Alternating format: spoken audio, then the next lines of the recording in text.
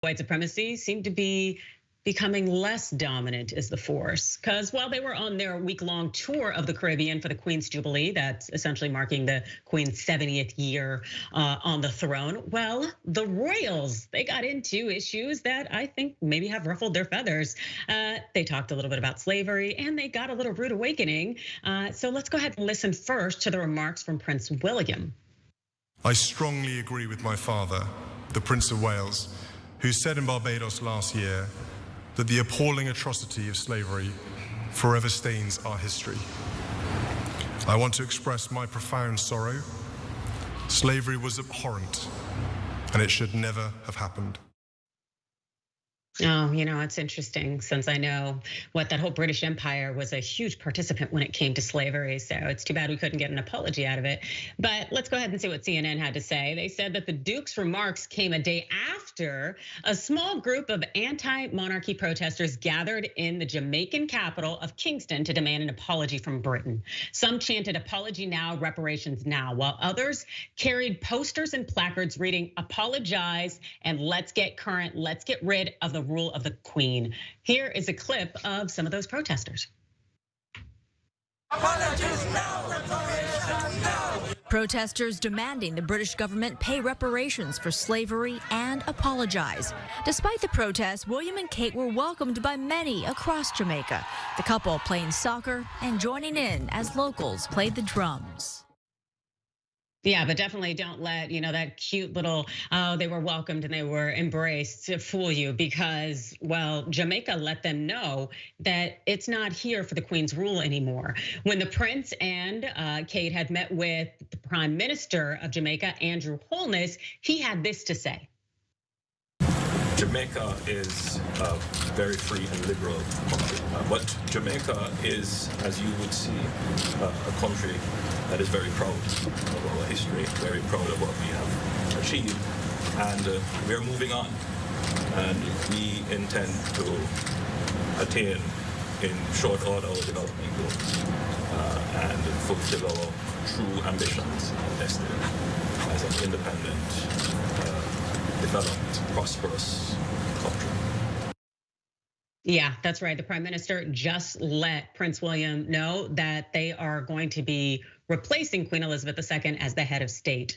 Now, this would become the second country to cut ties with the Brits, as last November, Barbados became a republic and gave the Queen the boot. But let's talk a little bit about what the British Empire did to Jamaica to get us here.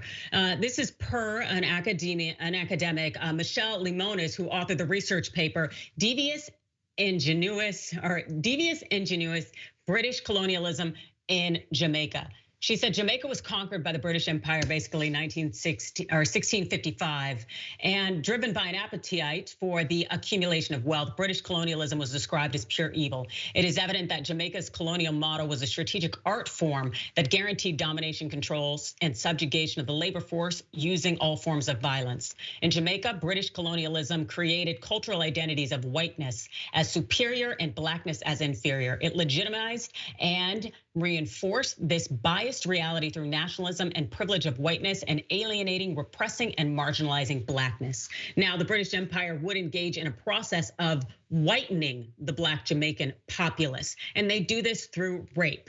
And they essentially would produce mixed race children that they would enslave. So not only would they increase their slave population, but then they would use these children to reinforce the hierarchy where whiteness was desired. So here's what Leomonis had to say about that.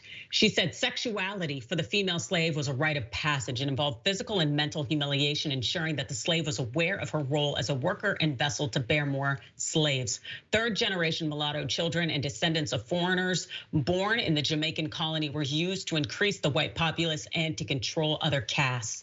And also changing the way that gender was perceived in Jamaica was key to Britain's colonization of the island and breaking down and dividing the people there. This is what Leomonis said. She said the gendering of relationships was intrinsic to colonialism in Jamaica. It included a perverse system of colonial heteropatriarchy that imposed and created cultures and structures of inequity and inequality on indigenous Black people. Gendering and heterosexuality, the dominant male and submissive female, are imposed at all levels within a society, continually intersecting and reinforced until it becomes the cultural norm. And so by way of using these constructs of race and gender, Britain was able to divide, conquer, and kill a nation. In closing, this is what she says: British colonialism imposed patriarchal ideologies through the construction of unequal gender norms, sex, race, and class, and policies to control its colony. Strategically and simultaneously, British colonialism in Jamaica created systems of violence against the oppressed to maintain authority and control over its colonies. The slaves and their generations in Jamaica have known nothing but violence. For the slave, violence was a rite of passage and a way of life. Today, Black Jamaicans continue to experience poverty, sexism, racism, and gendering, sometimes hidden in the ordinariness of everyday life, and creating a sense of powerlessness and self-destruction. In summary, British colonialism in Jamaica created a society of extreme wealth and poverty, using a model that can only be described as deviously ingenious to divide and conquer the local indigenous community. British colonialism imposed visible and invisible strands of violence at every level. Over 300 years later, Jamaica, once noted for its notorious social disorder during British colonialism and slavery, is considered today as one of the most violent countries in the world.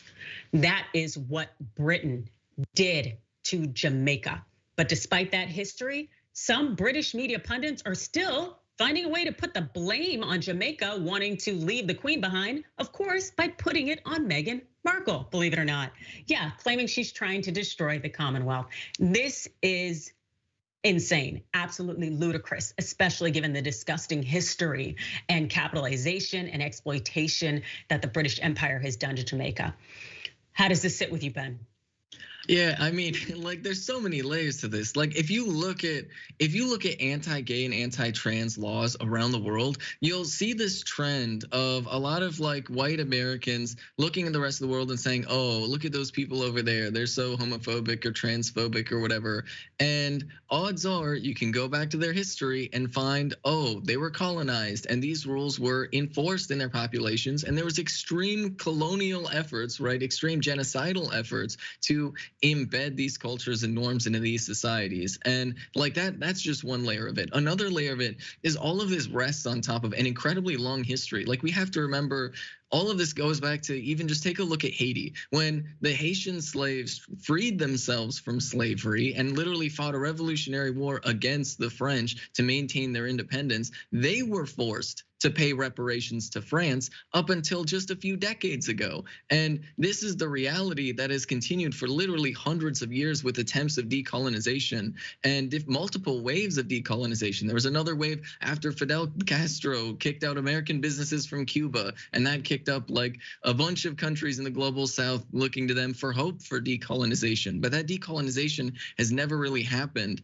And the call for reparations is, I think, a very, very important and very critical one that should never be ignored, and I think should be at the forefront of this, because it is hundreds of years of not only the extraction of wealth, but the dehumanization of entire populations that both the British colonialism and French colonialism, Belgian colonialism, all of those colonial powers put in place these extreme cultural controls, put in place like extreme apartheid regimes, genocide regimes, and ultimately, now it's coming to a moment where some of these countries are starting to try and free themselves peacefully from this colonial influence. But ultimately, there needs to be a follow-up with reparations, because the impact, the poverty that these countries are experiencing is because of that history of colonialism. Absolutely, yep. They came to those countries, infiltrated them, broke them down, and broke those people's spirits, took everything from them, and continued to benefit from it